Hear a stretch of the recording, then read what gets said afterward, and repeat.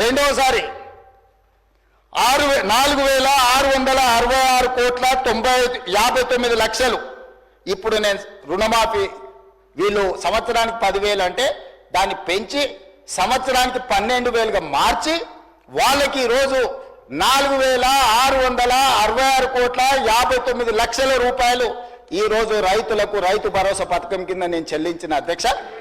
టోటల్గా ఇప్పటి వరకు రైతు భరోసా పథకం కింద 12,291,73 ఈరోజు నేను రైతులకు రైతు భరోసా పథకం కింద నేను ప్రభుత్వాన్ని ఏర్పాటు చేసిన తర్వాత నేను చెల్లించిన అధ్యక్ష.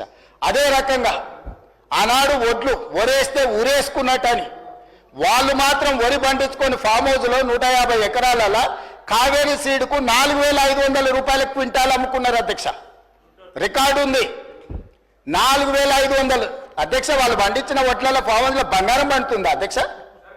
4,500 రూపాయలకు క్వింటాలేమో దొరగారి ఒట్లు కొనుక్కుంటారు.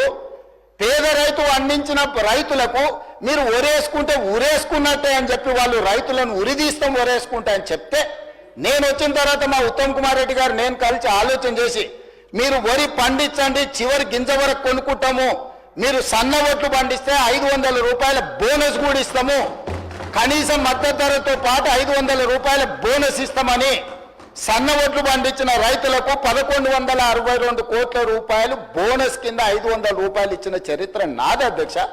సంవత్సరం తిరిగే లోపల రైతులకు మేము అందించింది ఇది ఉచిత కరెంటు. ఏం సంబంధం అధ్యక్ష వాళ్ళకు ఉచిత కరెంటు? ఉచిత కరెంటును కనిపెట్టిందే కాంగ్రెస్ పార్టీ. ఈ దేశంలో కరెంటును కనిపెట్టిందే కాంగ్రెస్ పార్టీ. ఈ రాష్ట్రంలో కరెంట్ ఇచ్చిందే కాంగ్రెస్ పార్టీ.